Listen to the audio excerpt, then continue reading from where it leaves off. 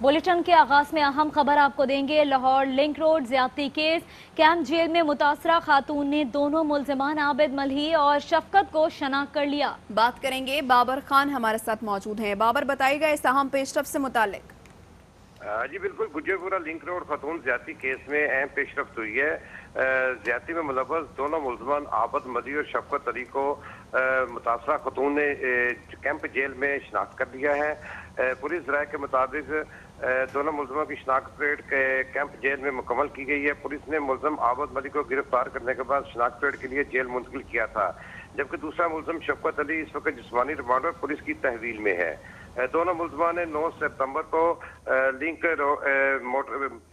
Gujarpura link road पर खतून को ज्यादती का निशाना बनाया था। मरकजी मुल्जिम आबिद अली को वाक़या के 1 माह बाद पुलिस ने खुद गिरफ्तार करने का दावा किया था, जबकि मुल्जिम शफकत अली को दीपालपुर से गिरफ्तार किया गया था। इस तरह इस केस की जो तफ्तीश है वो मुकम्मल होती जा रही है। दोनों मुल्जिमान की शनाख्त परेड हो गई है। दोनों मुल्जिमान ही इस केस के मुल्जिम है। इसके बाद केस आगे मजीद चलेगा, जिसके बाद देखना यह है कि अदालत इनके खिलाफ क्या फैसला करती है। बहुत शुक्रिया बाबर, आपने आगाह किया। और कराची के इलाके मस्कन चौरंगी में रिहायशी इमारत में जोरदार धमाका, 5 अफराद जाँ बहक और 23 जख्मी हो गए हैं। इमारत की 2 मंजिलें और ग्राउंड फ्लोर मुकम्मल तौर पर तबाह हो गया है। पुलिस का ये बताना है कि तहकीकात जारी हैं, जा वक़ुआ से शवाहिद इकट्ठे किए जा रहे हैं।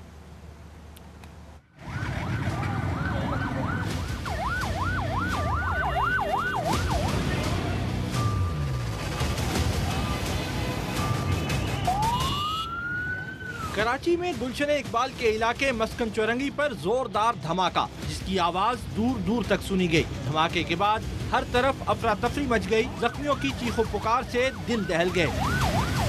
सुबह 9:15 पे हमारे पास इत्तला आई हमारे छिपा कंट्रोल रूम में कि मस्कन चौरंगी बैंक कलवी के पास बिल्डिंग में धमाका हुआ। पता नहीं चला, मैं अंदर बैठा हुआ था चौकी में, बस धमाका हो गया। अचानक भागते बाहर निकल गए, 10-12 थे। काफी जख्मी हैं, काफी बच गए। रेस्क्यू हुकाम के मुताबिक धमाका 4 मंजिला रिहायशी इमारत में हुआ। ग्राउंड फ्लोर पर मौजूद निजी बैंक के परख उड़ गए। इमारत की पहली और दूसरी रिहायशी मंजिल तबाह हो गई। हर तरफ मलबे का ढेर लग गया। ऊपर वाले फ्लोर पे फर्स्ट या सेकंड फ्लोर पे ब्लास्ट हुआ है। पूरी बिल्डिंग बैठ गई है नीचे। 18 लोग थे, लेकिन हमारे 17-18 लोग। धमाके के बाइस इमारत के बड़े बड़े कंक्रीट के टुकड़े पार्किंग में खड़ी गाड़ियों और मोटरसाइकिलों पर जा गिरे, जिससे कई गाड़ियां और मोटरसाइकिलें तबाह हो गयी। इर्द गिर्द की इमारतों के शीशे टूटकर बिखर गए। पुलिस और रेंजर एहलकार और रेस्क्यू एहलकारों की बड़ी तादाद जाए वकुआ पर पहुंची और इलाके को घेरे में ले लिया। एम्बुलेंस के जरिए जख्मियों को अस्पताल मुंतकिल किया गया। इस मौके पर कई अफराद अपने प्यारों की तलाश में परेशान नजर आए। कजन था, इधर ड्यूटी कर रहा था, असद नाम था उसका, वो इधर ड्यूटी कर रहा था, वो अभी मिसिंग है, वो नहीं मिल रहा। खस्ता हाल मुतासरा इमारत को दीगर रिहायशियों से खाली करा लिया गया है। वज़ीर आला सिंध सैयद मुराद अली शाह और IG सिंध मुश्ताक मेहर ने धमाके का नोटिस लेते हुए तफसीली रिपोर्ट तलब कर ली है। SBCA की 5 रुकनी इंजीनियर्स की टीम जाए हादसा पर पहुंच गई। धमाके से मुतासर अपार्टमेंट का एक हिस्सा खतरनाक करार दे दिया गया है। धमाके से अपार्टमेंट के एक हिस्से की बुनियाद मुकम्मल तबाह हो गई। SBCA के मुताबिक किसी भी वक्त अपार्टमेंट का एक हिस्सा गिर सकता है। SBCA की टीम अपार्टमेंट का मुआयना करके रिपोर्ट तैयार करेगी। और इसी बारे में बात करेंगे, हमारे नुमाइंदे नज़ीर शाह इस वक्त जाए हादसा पर ही मौजूद हैं। नज़ीर, बताइएगा क्या सिचुएशन है इस वक्त वहाँ पर जाए हादसा की? देखें, अब तक तो यही बात सामने आई है कि इस धमाका डिक्लेयर किया गया है, क्योंकि 3 घंटे गुजर चुके हैं। उसके बाद भी इस चीज़ का तयन नहीं हो सका है कि धमाका किस चीज़ का था। आया ये सिलेंडर धमाका था, गैस लाइन का धमाका था, या कोई और तखरीबकारी का वाक़या। यहाँ पर पीपल्स पार्टी के जो रहनुमा सईद गनी, इसके अलावा PTI रहनुमा, इसके अलावा यहाँ पर DG SBCA भी यहाँ पर मौजूद हैं। CTD की टीम में भी यहाँ पर मौजूद है। दीगर तफ्तीशी इदारे, रेंजर्स भी मौजूद हैं। हर शख्स का यही कहना है कि ताहाल इसकी नौयत का अंदाज़ा नहीं लगाया जा सका है। 3 घंटे के बाद भी ये नहीं पता चल सका है कि ये इतना ज़ोरदार धमाका, जिसमें बहुत बड़ा नुकसान हुआ है, न सिर्फ जानों का नुकसान हुआ है बल्कि माली नुकसान भी बड़ी तादाद में हुआ है, उस धमाके का तयन नहीं किया जा सका। यहाँ पर इस वक्त मलबा हटाने का जो काम है यहाँ पर जारी है। कमिश्नर कराची, एडमिनिस्ट्रेटर कराची समेत जितने भी मुतल्लिका हुकाम है वो खुद यहाँ पर आए, उन्होंने यहाँ का जायज़ा लिया। DG रेंजर्स भी यहाँ पर आए, उनका ये कहना था कि जो उन्होंने यहाँ का जायज़ा लिया और उनका भी ये कहना था भी इस बात का तयन नहीं किया जा सका है कि किस चीज़ का धमाका था, लेकिन अब यहाँ पर रेस्क्यू का अमल शुरू कर दिया गया है। इस इमारत को ख़तरनाक करार दे दिया गया है। DGSBC से हमारी बात हुई है, उनका कहना है कि इस इमारत का ये जो हिस्सा मखदूश हुआ है इसे मुकम्मल तौर पर मिसमार किया जाएगा और देखा जाएगा कि अगर उसके बराबर में भी इमारत में दरारें या ख़तरनाक सूरत आई तो उसके बाद जो SBCA की टीम है वो उसका तयन करेगी और उसके बाद उस पर भी कार्रवाई की जा सकती है। जबकि मलबा उठाने का रेस्क्यू का अमल जो है वो जारी है, जबकि जो अंदर जो बॉडी स्कैनिंग या दीगर ज़ख्मियों की तलाश जारी थी वो ख़त्म कर दी गई है और जो रेस्क्यूदार उनका यही कहना है कि अब अंदर कोई ज़ख्मी या हलाकत मौजूद नहीं है और जितने भी थे जो रेस्क्यू ज़राए के मुताबिक अब तक तकरीबन 20 से ज़ायद ज़ख्मी और 5 इसमें जाबाक हो चुके हैं। जी ठीक है नज़ीर शाह, अपडेट्स आपसे लेते रहेंगे। जॉय हादसा से आप हमें मुसलसल आगाह कर रहे हैं, फिलवक्त आपका शुक्रिया। कराची के इलाके मस्कन में धमाके की नौयत का तयन ना हो सका। बज़ाहिर ये गैस सिलेंडर का धमाका मालूम होता है। कमिश्नर कराची इफ्तिखार शालवानी ये कहते हैं कि तफ्तीश के बाद हक़ाइक़ मालूम होंगे। ज़ख्मियों को रेस्क्यू करने का काम मुकम्मल हो गया है। धमाके के बाद इमारत ख़तरनाक हो गई है, इसे मुनहदम करना पड़ेगा। गैस का और सिलेंडर का धमाका लगता है। बैंक था, बैंक के मेज़ानिन फ्लोर पे उनका दफ्तर भी था और किचन भी था, तो हो सकता है कि कोई सिलेंडर हो या कोई गैस लाइन में धमाका हुआ हो या तखरीबकारी भी हो सकती है। तो इसका तो अब तफ्तीश के बाद ही पता चलेगा। हमारी पहली तरजीह ये थी कि यहाँ पे जो ज़ख्मी मौजूद हैं उनको यहाँ से रेस्क्यू किया जाए। ये मलबा सिर्फ नहीं उठाना, ये पूरी डिमोलिश करनी है। ये बिल्डिंग डेंजरस हो गई है पूरी, तो अब इसको पहले सिंध बिल्डिंग कंट्रोल अथॉरिटी के लोगों को, मशीनरी को हमने यहाँ मंगवा लिया है। इसको पूरी बिल्डिंग को ही पहले डिमोलिश किया जाएगा, उसके बाद ये मलबा यहाँ से उठाया जाएगा। अतराफ़ की बिल्डिंग्स भी अगर मखदूश हैं तो उनके बारे में भी फैसला किया जाएगा। DG rangers major general Umar Bukhari का जाय वक़ुआ का दौरा। DG रेंजर्स कहते हैं इस वक्त इमारत के मलबे में कोई भी जख्मी नहीं, तमाम अफराद को रेस्क्यू कर लिया गया है। अनफॉर्चुनेट इंसिडेंट है ये, आज सुबह के वक्त हुआ है। धमाके की एग्जैक्ट जो कॉज है उसका हम तयन कर रहे हैं। It can be a gas explosion, it can be some other explosion, but मलबे में कोई भी नहीं है। सारों को रेस्क्यू करके अस्पताल में तिब्बी इमदाद के लिए भेज दिया जा चुका है। बिल्कुल खौफजदा ना हो, इंशाल्लाह हम इसी तरह मजबूत रहेंगे। कोई भी हमारे खिलाफ जो बुरे अज़ाइम रखते हैं, इंशाल्लाह हम उनका भरपूर मुकाबला करेंगे। सूबाई वजीर सईद गनी ने कराची में धमाके के मकाम का दौरा किया। उनका कहना था कि वाकया दहशत गर्दी थी या कुछ और, तहकीकात जारी हैं। एक शख्स गुमशुदा है, इसलिए मलबा हटाने में एहतियात की जा रही है। 19 अफराद ज़ख्मी हैं, मुख्तलिफ लोग मुख्तलिफ हॉस्पिटल्स में हैं। धमाके की नौयत का अभी कहना जो है वो मुश्किल है, कब्ल अज़ वक्त होगा। मुमकिन है ये सिलेंडर का हो सकता है, मुमकिन है खुदा न खास्ता कोई दहशत गर्दी का भी उसमें अंसर हो।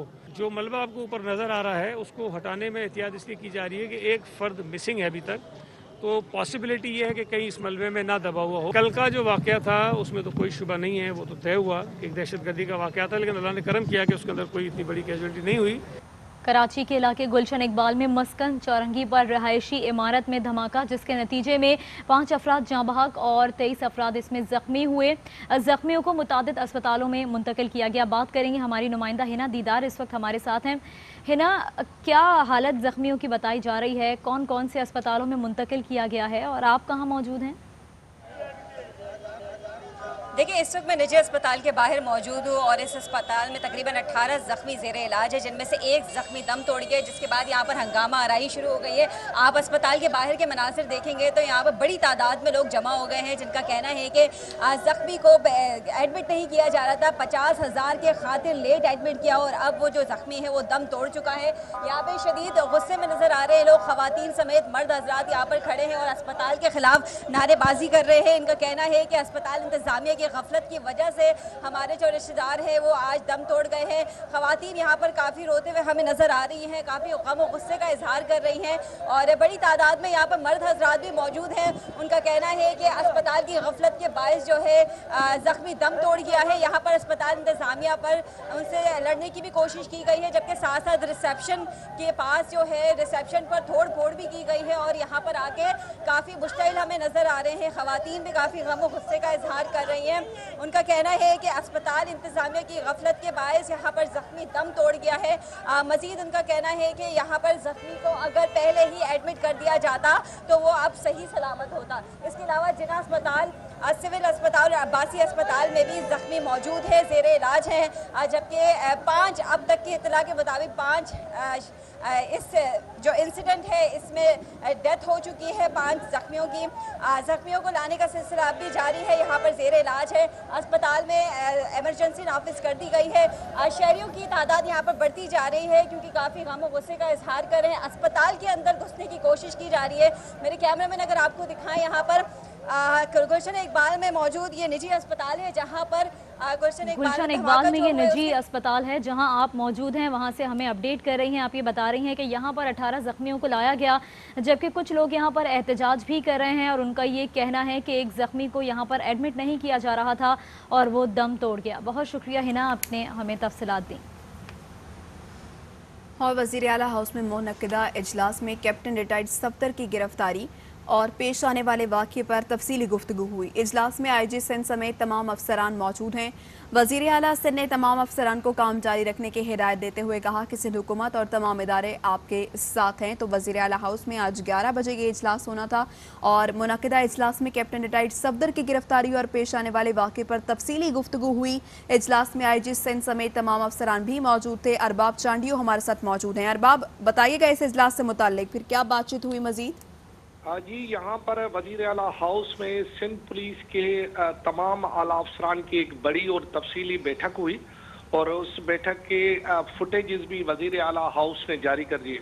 उस बैठक में IG सिंध, IG मुख्तलिफ DIGs और मुख्तलिफ जिम्मेदार अफसरान और मुख्तलिफ शोबों के सरबराहान मौजूद थे। इस मौके पर वज़ीर आला सिंध ने सिंध पुलिस की कारकर्दगी को सराहा और उन्होंने कहा कि सिंध पुलिस की कुर्बानियों को फरामोश नहीं किया जा सकता। जबकि वज़ीर आला सिंध ने पुलिस को ये यकीन दिलाया कि इस मामले के बाद जो भी अब मामलात होंगे उनको सिंध हुकूमत खुद देखेगी।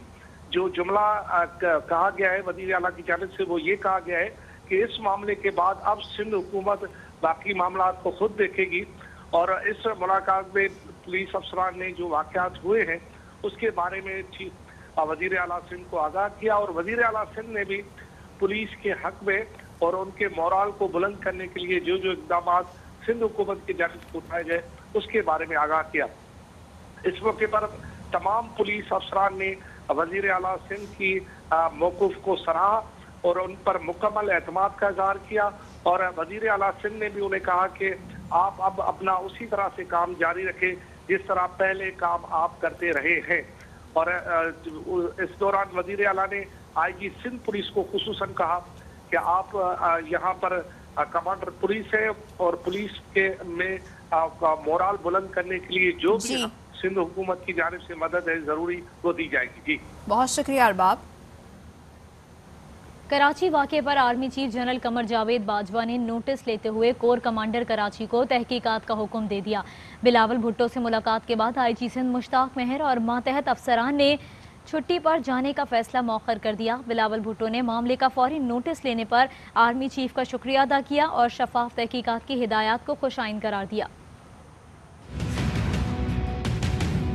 चीफ ऑफ आर्मी स्टाफ है, अपना इदारे के आप इन्वेस्टिगेशन करो। कराची वाक़े पर आर्मी चीफ का नोटिस, बिलावल भुट्टो की IG सिंध से मुलाकात, पुलिस अफसरान की छुट्टी का फैसला मौखर। पुलिस एक पर एक या इस्तीफा या छुट्टी पे जा रहे हैं, इनका इज्जत का सवाल है। सिंध पुलिस के मुताबिक आर्मी चीफ के नोटिस और बिलावल की IG सिंध से मुलाकात के बाद छुट्टियों का फैसला मौखर किया। इंक्वायरी का फैसला आने तक इंतजार किया जाएगा। तहकीकात के हुक्म और सिंध पुलिस की तकलीफ का एहसास करने पर आर्मी चीफ के शुक्रगुजार हैं। बिलावल भुट्टो ने IG सिंध मुश्ताक मेहर से उनकी रिहाइशगाह पर मुलाकात की और कराची वाक़े की मजम्मत की। बताया कि आर्मी चीफ ने शफाफ तहकीकात की यकीन दहानी कराई है। इससे पहले बिलावल भुट्टो ने आर्मी चीफ और DG ISI से तहकीकात का मुतालबा किया। कहा कि सिंध पुलिस की इज्जत का सवाल है। तालबा करता हूँ जनरल फैज से, DG ISI से, जनरल बाजवा से जो चीफ ऑफ आर्मी स्टाफ है, अपना इदारे के आप इन्वेस्टिगेशन करो। पुलिस एक पर एक या इस्तीफा या छुट्टी पे जा रहे हैं, इनका इज्जत का सवाल है। जिस पर army chief general Qamar Javed Bajwa ने कराची वाक़े का नोटिस ले लिया। ISPR के मुताबिक कोर कमांडर कराची को तहकीकात और हकाइक पता करके जल्द रिपोर्ट पेश करने का हुक्म दिया गया। आर्मी चीफ ने बिलावल भुट्टो को टेलीफोन भी किया। बिलावल हाउस मीडिया सेल के मुताबिक मामले का फौरी नोटिस लेने पर बिलावल ने आर्मी चीफ का शुक्रिया अदा किया और शफाफ तहकीकात की हिदायत को खुशाइंद करार दिया। इस बात में कोई शुबा नहीं कि सिंध पुलिस के अफसरान बिलावल हाउस के इशारे पर छुट्टी पर गए। वफाकी वजीर फवाद चौधरी ने ट्वीट में कहा कि जब ओमनी वालों के सामने लाइन लगाकर खड़े होते थे तो भी ऐसा रद्द अमल होता। उन्होंने कहा पाकी दामा की ये हिकायत आगे बढ़ी तो मामलात खुलेंगे, इदारों को नीचा दिखाने की कोशिशें और साजिशें नाकाम बनानी होंगी।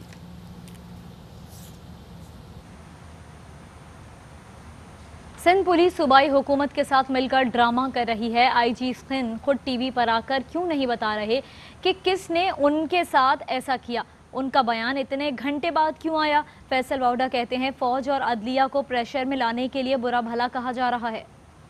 फायर के ऊपर यही तरीकेकार होता है।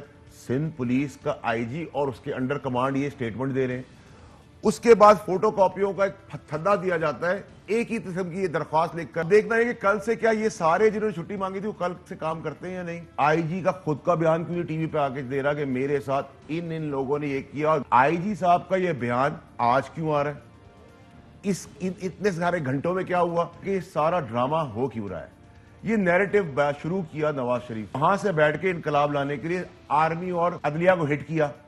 यही हिंदुस्तानिया का बयान ही है। ये सब कुछ इसलिए हो रहा है कि किसी तरह थरथरी मचाई जाए, प्रेशर में लाया जाए आर्मी को और अदलिया को कि हम कॉम्प्रोमाइजिंग पोजीशन पे आ जाएं।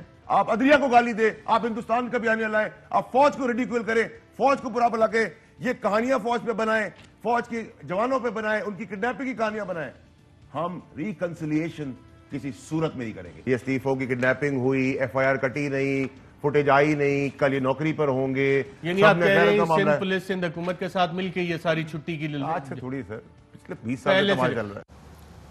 बादशाह के दामाद ने बाबा कौम के मज़ार की तौहीन की। मुआविन खुसूसी डॉक्टर शहबाज गिल ने ट्वीट में कहा कि कानून के मुताबिक मुकदमा दर्ज हुआ, गिरफ्तारी हुई, शाही दामाद की तौहीन हो गई। सिंध का शाही खानदान मुंह दिखाने के काबिल न रहा, पुलिस की भी तौहीन हो गई। उन्होंने कहा आम आवाम का कानून अलग रखना है, ये जुल्म का निज़ाम है जहाँ तजलील शाही खानदान करे, मजलूम भी यही ठहरे। जमहूरियत के नाम पर यह मजाक बंद करना पड़ेगा। कानून सब के लिए होगा, कानून पर अमल भी होगा। इंशाअल्लाह यही पाकिस्तान की मंजिल है।